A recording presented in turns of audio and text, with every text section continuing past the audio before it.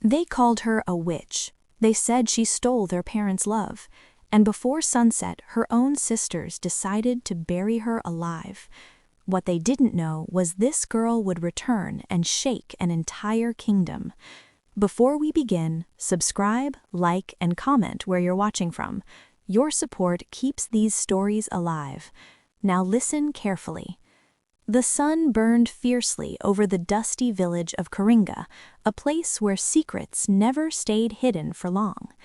In a small clay house lived Baco and his wife Naraya. They had 3 daughters already, but Baco longed for a son. One afternoon, broken with tears, Naraya went to the river and begged the spirits for a child. The river spirit appeared and said, "You will have a child unlike any other. She will change your bloodline forever." 9 months later, a girl was born. They named her Ayla. From the moment Ayla arrived, the village knew she was different. Her hair was impossibly long, wrapping around her tiny body. When she smiled, it shimmered. When she cried, the sky darkened. The elders whispered, "She is blessed." But inside her home, Ayla was not a blessing. She was a target. Her older sisters, Rina, Cora, and Mela, burned with jealousy. Their parents protected Ayla. The villagers admired her. The boys brought her gifts. Envy slowly turned into hate. One afternoon, when their parents were away, the sisters smiled sweetly. "Ayla," Rina said, "we found rare flowers deep in the forest, perfect for your hair." Ayla hesitated, but followed. They walked past the houses, past the goats, and deep into the forest.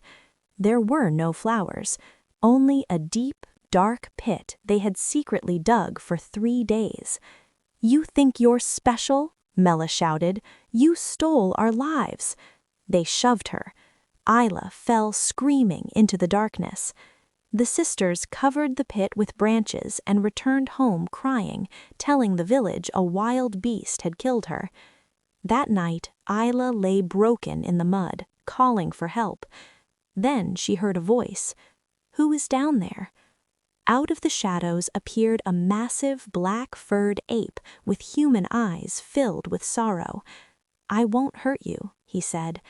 With great strength, he pulled her from the pit and carried her deep into the forest, to a forgotten stone tower no one dared to enter. "I will protect you, but never open the window for anyone except me." Each night he returned with food, tapping and clapping as a signal. Slowly, fear turned into trust, trust turned into friendship, and friendship turned into love.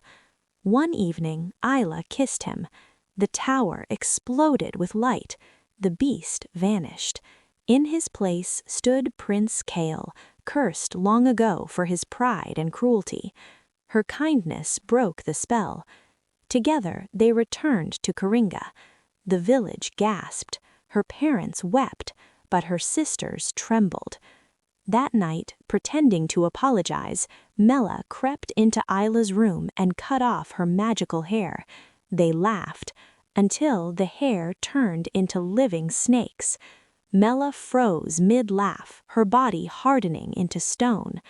Terrified, Ayla ran back into the forest, believing she was now a monster. She climbed the old tower and hid, crying in the darkness. But the prince followed her. "I saw the human inside the beast," he said softly. "Let me see the girl inside the curse." His kindness broke the final spell. The snakes vanished. Her hair returned, longer and more radiant than ever. Prince Kale placed the stone statue of Mela at the palace gate with a sign that read, "A heart of stone becomes stone." The other sisters lived as servants, forced to face the cost of envy every day. Ayla became queen, not because of her beauty, but because of her heart. Hate digs pits, love builds crowns. If this story moved you, like, subscribe, and share. More powerful stories are coming. Until next time, choose kindness.